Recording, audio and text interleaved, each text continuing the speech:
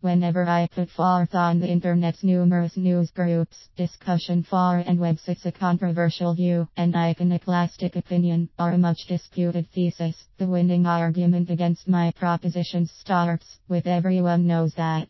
For a self-styled nonconformist medium, the internet is the reification of herd mentality. Actually, it is founded on the rather explicit belief in the implicit wisdom of the masses. This particularly pernicious strong version of egalitarianism postulates that veracity, accuracy, and truth are emergent phenomena, the inevitable and therefore guaranteed outcome of multiple interactions between users. But the population of internet users is not comprised of representative samples of experts in every discipline.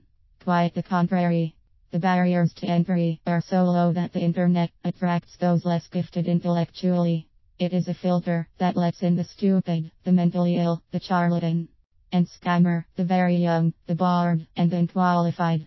It is far easier to publish a blog, for instance, than to write for the New York Times. Putting up a website with all manner of spurious claims for knowledge or experience is easy compared to the peer review process that vets and culls scientific papers. One can never contribute to an online encyclopedia, the Wikipedia, without the slightest acquaintance the topic one is editing.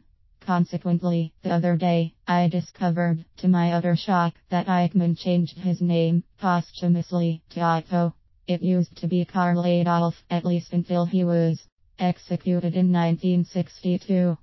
Granted, there are on the internet isolated islands of academic merit, intellectually challenging and invigorating discourse, and true erudition or even scholarship.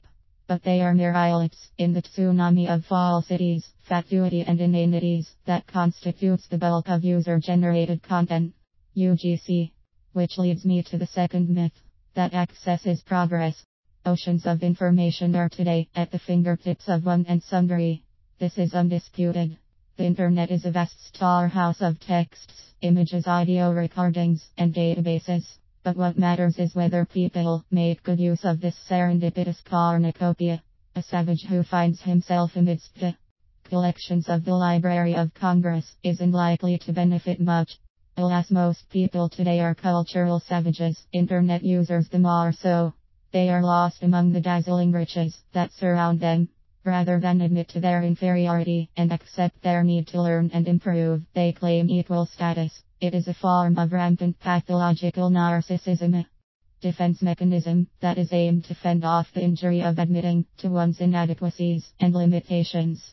Internet users have developed an ethos of anti-elitism. There are no experts, only opinions. There are no hard data, only poll results. Everyone is equally suited to contribute to any subject. Learning and scholarship are frowned on, or even actively discouraged. The public's taste has completely substituted for good taste. Yardsticks, classics, science, have all been discarded. Study after study have demonstrated clearly the decline of functional literacy, the ability to read and understand labels, simple instructions, and very basic texts. Even as literacy, in other words, repeated exposure to the alphabet, has increased dramatically all over the world. In other words, most people know how to read, but precious few understand what they are reading.